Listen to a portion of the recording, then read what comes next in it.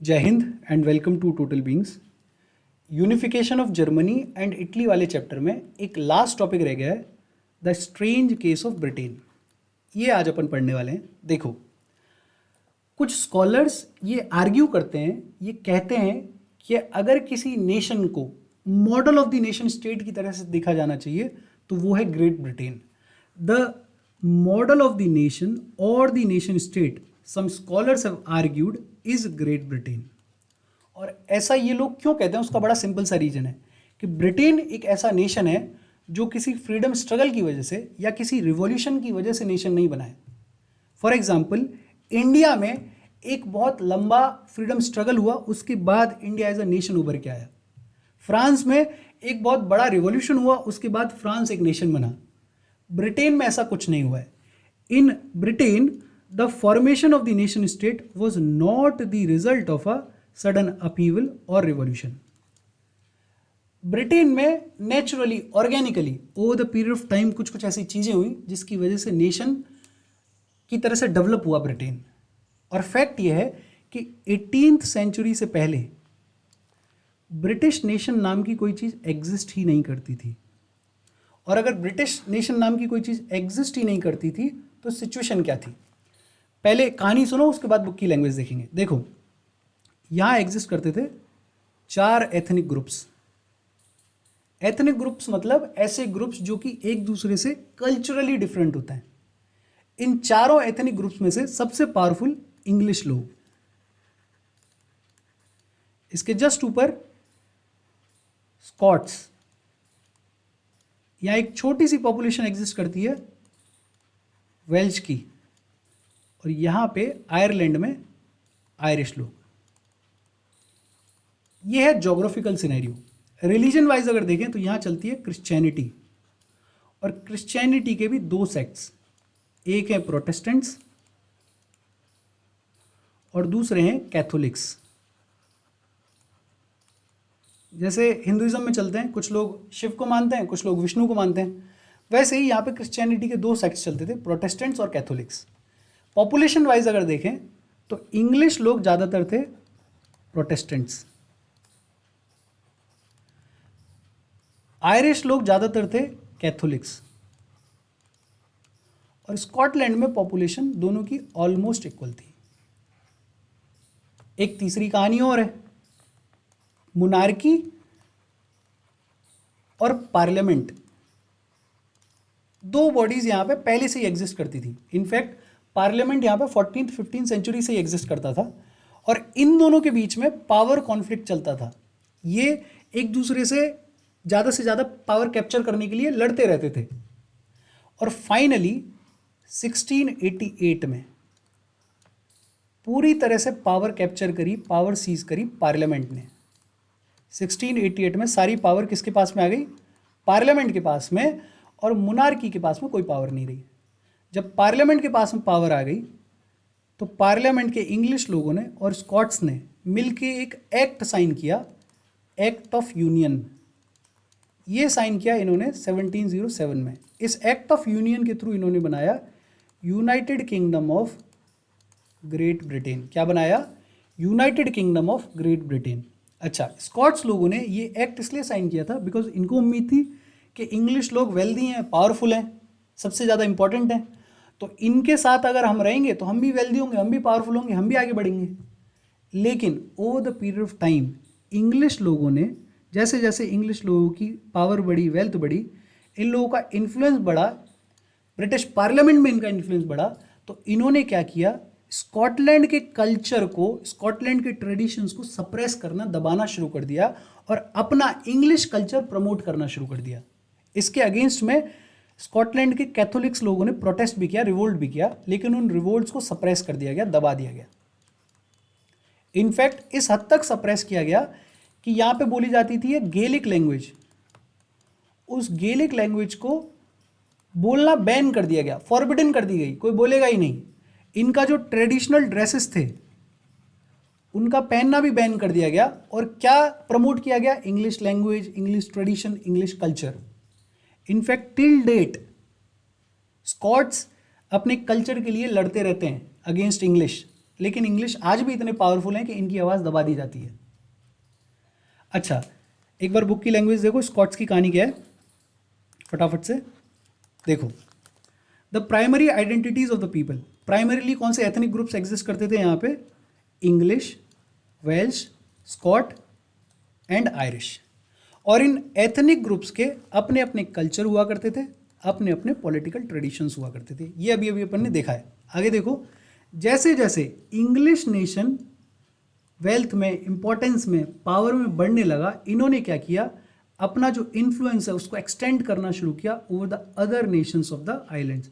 जो स्कॉट्स हैं, वेल्श हैं, आयरिश हैं, उनके ऊपर अपना इन्फ्लुएंस एक्सटेंड करना, अपना इन्फ्लुएंस बढ़ाना शुरू किया इंग्लिश नेशन के लोगों ने। The English parliament seized the power, English parliament ने पावर कैप्चर करी फ्रॉम द मोनार्की इन 1688। ये इंपॉर्टेंट है, याद रखना।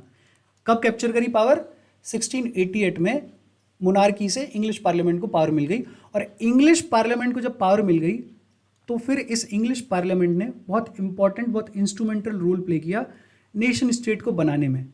और इंग्लिश पार्लियामेंट में सबसे इंपॉर्टेंट, सबसे महत्वपूर्ण स्टेट कौन सा रहा, रीजन कौन सा रहा, England. England was at the centre of the English parliament. अब इंग्लैंड ने बहुत इंपॉर्टेंट रोल प्ले किया इस नेशन स्टेट को बनाने में। कैसे बनाई नेशन स्टेट, कि इंग्लैंड के लोगों ने और स्कॉटलैंड के लोगों ने एक एक्ट साइन किया, एक्ट ऑफ यूनियन 1707 में, और इन्होंने मिल के फॉर्म किया United kingdom of great Britain. अच्छा, अभी अभी अपन ने कहानी सुनी कि हुआ क्या, फिर धीरे धीरे इंग्लिश लोगों ने, इंग्लैंड के लोगों ने अपना कल्चर, अपना ट्रेडिशन, अपना इन्फ्लुएंस इंपोज करना शुरू कर दिया स्कॉटलैंड पे, ठीक है ना।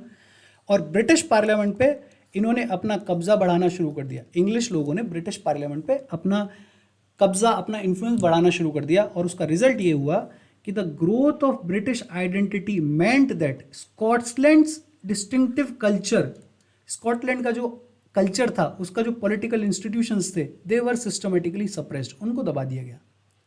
The Catholic clans that inhabited the Scottish highlands, highlands मतलब माउंटेन्स वगैरह पे जो रहते हैं, तो ऐसे स्कॉटलैंड के कैथोलिक लोग जो कि हाईलैंड्स पर रहते थे, उनको टेरिबली रिप्रेस किया गया, सप्रेस किया गया, दबाया गया। तब तब दबाया गया जब जब उन्होंने इंडिपेंडेंस के लिए लड़ा, जब जब उन्होंने इंडिपेंडेंस की कोशिश करी। The Scottish highlanders were forbidden to speak their Gaelic language, Gaelic language को बैन कर दिया गया।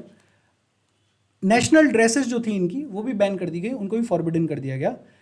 और रिजल्ट ये हुआ इवेंचुअल कि जो ब्रिटिश कल्चर है, जो ब्रिटिश ट्रेडिशन है, उसको प्रमोट किया गया, और स्कॉटलैंड का जो कल्चर था उसको सप्रेस कर दिया गया। और ऐसी ही कुछ कहानी है आयरलैंड की। देखो आयरलैंड के साथ क्या हुआ कि इंग्लिश के जो प्रोटेस्टेंट्स थे, उन्होंने आयरलैंड के प्रोटेस्टेंट्स को सपोर्ट किया, हेल्प किया आयरलैंड के कैथोलिक्स को सप्रेस करने में, दबाने में। अब प्रोटेस्टेंट्स भाई भाई ये दोनों तो मिल गए साथ में, और इसके थ्रू, प्रोटेस्टेंट्स के थ्रू, आयरलैंड के प्रोटेस्टेंट्स के थ्रू इंग्लिश प्रोटेस्टेंट्स ने आयरलैंड के कैथोलिक्स को सप्रेस किया, दबाया। कैथोलिक्स लोगों ने कई बार रिवोल्ट करने की भी कोशिश की, लेकिन उनको भी क्या कर दिया गया, रिप्रेस कर दिया गया। फॉर एग्जाम्पल 1798 में वोल्फटोन नाम के एक आदमी ने अपनी एक ऑर्गेनाइजेशन यूनाइटेड आयरिशमैन के थ्रू ब्रिटिश डोमिनेंस के अगेंस्ट प्रोटेस्ट किया, रिवोल्ट किया, लेकिन इसको क्या कर दिया गया, सप्रेस कर दिया गया। और जब इसको सप्रेस कर दिया गया तो फाइनली 1801 में, 1801 में आयरलैंड को फोर्सफुली, जबरदस्ती यूनाइटेड किंगडम का हिस्सा बना लिया गया। देखो बुक वाली story. Ireland suffered the similar fate. It was a country deeply divided between Catholics and Protestants. Ireland में कैथोलिक्स और प्रोटेस्टेंट्स हुआ करते थे। The English help the Protestants of Ireland.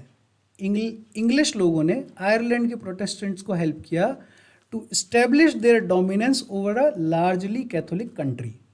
Catholic majority वाली कंट्री में अपना डोमिनेंस इस्टेब्लिश करने के लिए इन्होंने आयरलैंड के प्रोटेस्टेंट्स को हेल्प किया। और फिर द कैथोलिक रिवोल्ट्स, जो भी कैथोलिक लोगों ने रिवोल्ट्स किए अगेंस्ट ब्रिटिश डोमिनेंस, वर सप्रेस्ड। जिसका एक एग्जाम्पल है 1798 का रिवोल्ट, जिसको कि किसने किया, वुल्फटोन ने अपनी एक ऑर्गेनाइजेशन यूनाइटेड आयरिशमैन के थ्रू। और जब इस रिवोल्ट को सप्रेस कर दिया गया तो फाइनली ये इंपॉर्टेंट है, 1801 में Ireland was forcefully incorporated into the United kingdom. और फिर इसके बाद British nation English culture dominant हुआ, इंग्लिश कल्चर को प्रमोट करना शुरू किया इन्होंने, और जो रीजन्स थे उनका जो कल्चर था उसको सप्रेस करना शुरू किया।